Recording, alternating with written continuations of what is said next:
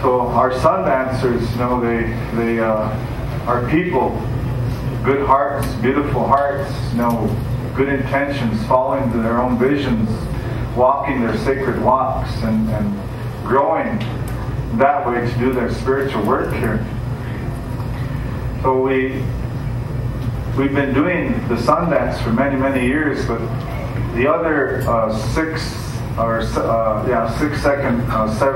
sacred rites that we have, the one is sun dance, another one is sweat lodge, which we use for purification to prepare ourselves to go on this sacred altar to dance and to get ourselves into the spirit realm. We start getting our atoms to spin faster, where we start, you reach a point where it's like your fingers plugged into a light socket. You get to spin that fast, and you start opening the doors to other dimensions just through that work.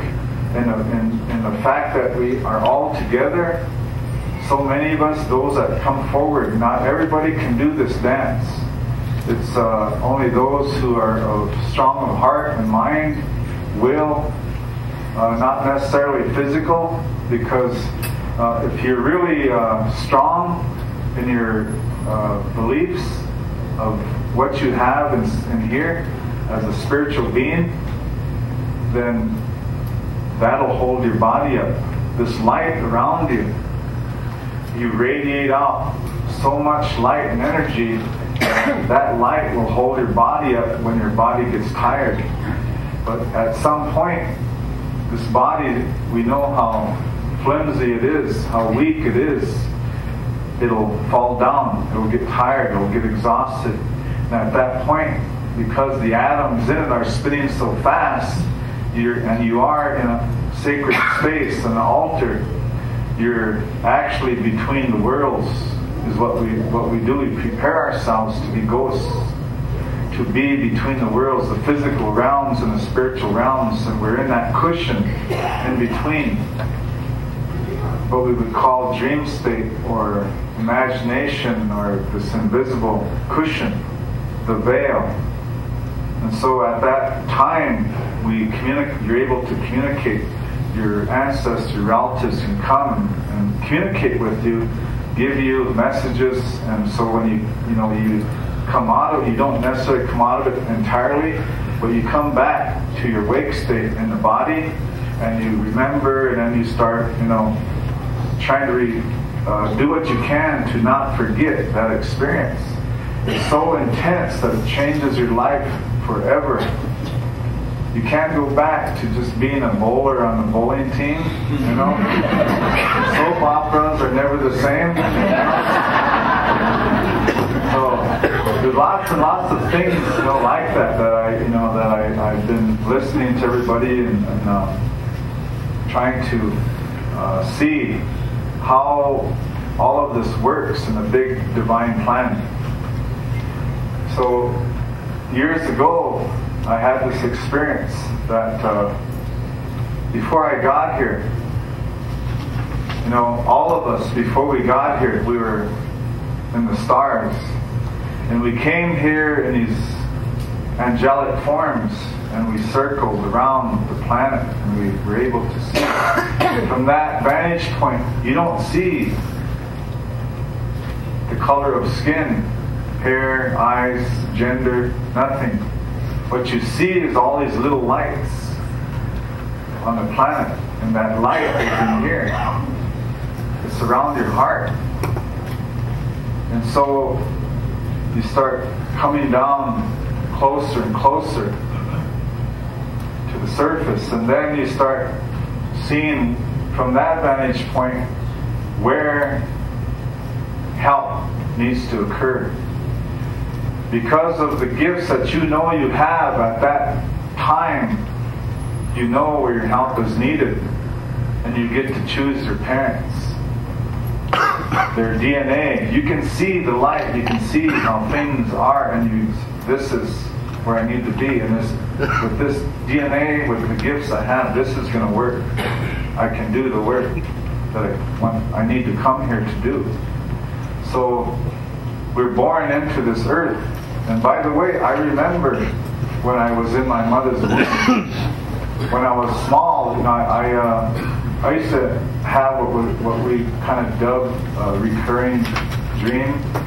I used to think, at first it was kind of scary because, it was like I was trying to move and I couldn't really move very good.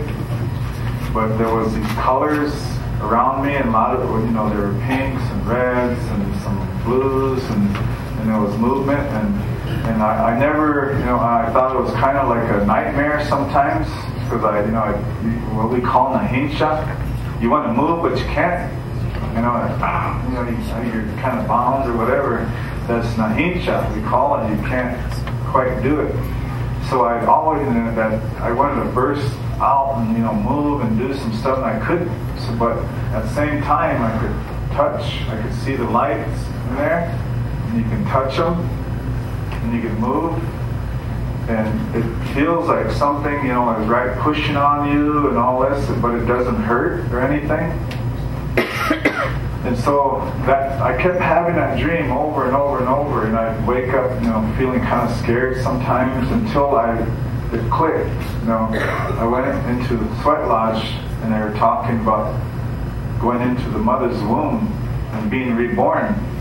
And so the first time that I sat in the back, what we call the hot spot, or the place of honor, directly back from the entrance. In that spot, it came on me that the realization that was when I was in my mother's womb. I'm here, and then I was able to see the lights in the lodge, the sparks, the spirits that move amongst us. So as soon as I realized that, the dream was gone. Dream was gone, and I was able to move forward. But if we don't get over things that hold us back, because there was a little bit of fear there, because like I said, nahinsha, nobody likes to not be able to move, but I wasn't quite ready to move, even though I wanted to at that time. I remember that. And so, moving on to from that point, I really respected that ceremony. I was reborn at that time. So when we talk about going into sweat lodge, you come out new. You're gonna purify yourself. You're gonna release. You're gonna let go of all the emotional baggage, psychological obstacles, anything and everything that you know what's holding you back. Nobody can tell you. You do your own inner journey. I'm not going to tell anybody, what you came to earth to do, what you have to do. That's up to you to figure that out. You already know. So we have another ceremony called Hamdecha, the going on the hill, the vision quest, where when we put you up there, you do get your spiritual memory back. And when you come down your path, you say you're walking a thin line, you're not. What happens is the more information you get every time you go up there, that path widens. And so you're able to move a little more freely. Hey, this feels good. I'm liking this. I don't have to walk the thin line anymore, all that discomfort and control issues. So you begin to really realize what this place is all about. We're in school, folks. We're in school. So we come here to learn all these big lessons from what we came here with out there. We brought here into this little road. And we're trying to use everything we can inside of it to bring it out. And so we have conferences like this to try and get everybody to realize, that you're all teachers. You need to go out there, because when this conference is over, then you have to get serious about how you play.